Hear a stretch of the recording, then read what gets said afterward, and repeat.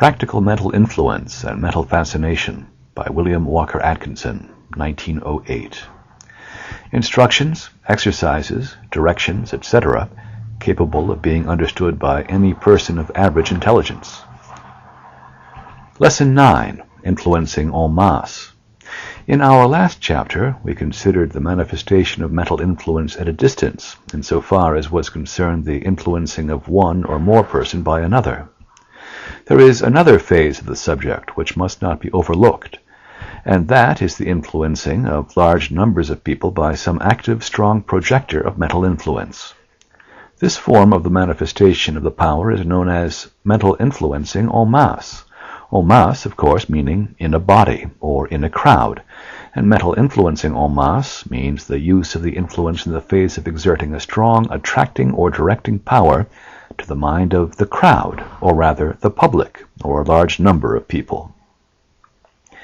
This form of the use of the power is that consciously or unconsciously exerted by the great leaders of men in the fields of statesmanship, politics, business, finance, or military life.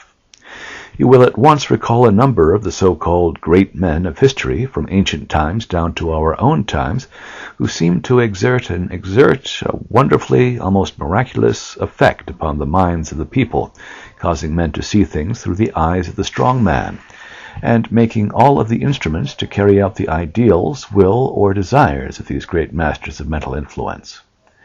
And on a smaller scale are the majority of the successful people who depend upon public support. In fact, this influence is some degree used by nearly all who succeed in any form of business or profession, in which success calls for the attracting of other people towards the occupation of the person in question. This may seem like a strange thought to many, but it is known to occultists as a truth, notwithstanding. The most common form of influencing en masse is the lesser degree manifestation along unconscious lines, manifested by the majority of people by reason of their desire for the success of certain things. By success, we do not mean the mere wanting or wishing state of mind, but rather that eager longing, craving, demanding mental state that evinces a hungry reaching out for the desired thing. You will notice that the men and women who get things are generally those who are possessed of a strong burning desire for the things in question, which prompts them to be more or less aggressive in the search of satisfaction of the desire possessing them. These people are constantly sending out strong waves of thought vibrations, which has a drawing, attracting influence upon all with whom they come in contact, and tending to draw such persons towards the center of attraction, which is, of course, the mind of the person sending out such thoughts. And in the same way, a person possessed of a strong fear of a thing will send out similar attracting waves, which have a tendency to attract or draw to him the people calculated to bring about the materialization of the thing feared. This may sound paradoxical, but the secret lies in the fact that in both the case of desire and fear, the mind forms the mental image, which tends to become materialized. Fear, after all, is a form of expectation, which, alas, too often tends to materialize itself. The thing that I have feared hath come upon me, says Job, and in that saying he has stated the experience of the race. The way to fight things you may fear is to create a burning desire for the opposite thing. Other persons who have either studied the principles of mental influence or else have stumbled upon certain facts concerning the same improve upon this elementary form of influencing en masse just mentioned. They send out the thought waves consciously and deliberately, erecting the mental image and holding strongly to it, so that in time their sweeps of mental current reach further and further away and bring a greater number of people under the influence and into the field of attraction. They treat the public en masse by holding the strong mental picture of that which they desire, and then sending out strong thought currents of desire in all directions, willing that those coming within their radius shall be attracted towards the person and towards the ideas expressed in the mental image, projected in all directions. The constant dwelling upon some special object or subject by men who have developed concentration, strong wills, and fixity of purpose has the effect of sending out from the mind of that person great circles, constantly widening, of thought waves, which sweep ever outward like waves in a pond caused by dropping in a stone. These waves reach and affect a large number of people and interest them in the subject upon which the person is thinking. This, kept up day after day with the force inherent in a strong centered mind, will in time affect a great number of people, and will render them at least interested in the object or subject thought of, and the indifference has been overcome. Other appeals to the minds of these people will be far more likely to reach them than otherwise, for interest is the first step towards attention, and attention is another step towards action. Of course, there are very many people sending out circles of thought waves, and these currents come in contact with each other and tend to neutralize each.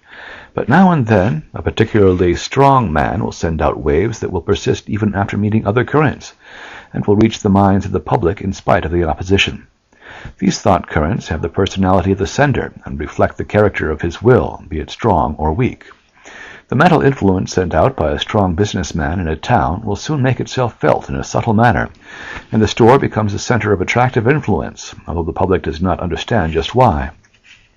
In the same way, some lawyers spring into public favor, although not possessing greater ability than their legal brethren, and popular preachers make their influence felt in a community in similar ways, although often they are not conscious of just what force they are using, their only knowledge being that they have a feeling of inward strength and an attractive influence over people, and at the same time a burning ardent desire to draw people their way, and a strong will to back it up with.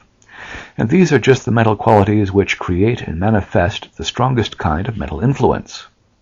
And, besides, these people almost invariably know just what they want. There is no mere vague wishing about them. They make a clear mental picture of the things that they wish to bring about, and then they bend every effort towards materializing this picture. Everything they do towards accomplishing this ends gives an additional impetus to their constantly widening and constantly strengthening circle of power and influence. Some masters of this art of influencing the public create a mental picture of themselves sending out great volumes of thought wave for a time, and then afterwards mentally imparting a rotary motion to the waves, until at last they form a mental whirlpool rushing round and always sucking in towards the center. An effort of this kind acts on the mental plane just as a physical whirlpool acts on the physical plane. That is, it draws into its power all those that it comes in contact with its force. This is one of the most powerful forms of influencing en masse, and is used with great effect by many of the strong men of this age, who have acquainted themselves fully with the secrets of the ancient occultists. Ancient occultism and modern finance seem far apart, but they are actually working together to further the interests of some of these powerful minds of the day, and the public is paying the bill. You will readily see from this that what has been said, that an individual who has cultivated the faculty of concentration and has acquired the art of creating sharp, clear, strong mental images, and who has engaged in an undertaking, will so charge his mind with the idea of success, he will be bound to become an attracting center. And if such an individual will keep his mental pictures ever in his mind, even though it be in the background of his mind when he is attending to the details and planning of his affairs, if he will give his mental picture a prominent place in his mental gallery, taking a frequent glance at it, and using his will upon it to create new scenes of actual success, he will create for himself a center of radiating thought that will surely be felt by those coming within its field of influence. Such a man frequently sees people coming to him and his enterprises and falling in line with his plans. He mentally sees money flowing into him, and all of his plans working out right. In short, he mentally imagines each step of his plans a little ahead of the time for their execution, and he concentrates forcibly and earnestly upon them. It is astonishing to witness how events, people, circumstances, and things seem to move in place to actual life, as if urged by some mighty power to serve to materialize the conditions so imaged in the mind of the man. But, understand, there has got to be actual mental effort behind the imaging. Daydreamers do not materialize thought, they merely dissipate energy. The man who converts thought into activity and material being throws energy into the task, and puts forth his willpower through the picture on the slide. Without the rays of the will, there will be no picture projected, no matter how beautiful the imagination has pictured it. Thought pictured in mental images, and then vitalized by the force of the desire, and will tend to objectify themselves into material being. That is the whole thing in a nutshell. Influencing en masse, from Practical Mental Influence and Mental Fascination, Lesson number 9.